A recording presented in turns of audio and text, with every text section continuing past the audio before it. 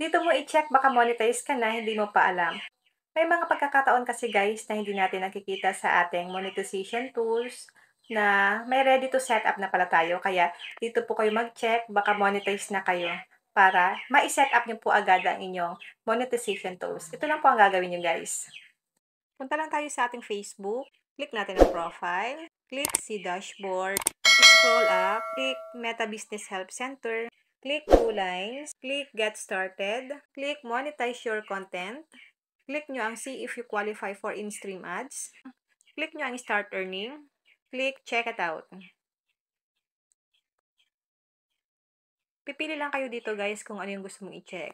Kung yung Facebook profile nyo ba or yung Facebook page nyo. Piliin natin dito ang aking Facebook page. Dito nyo po makikita kung meron na kayong available to set up ng monetization tools sa inyong mga Facebook account. Kung may natutunan ka sa aking video, huwag mong kalimutan na i-follow ko para ma-update ka sa mga susunod kong video.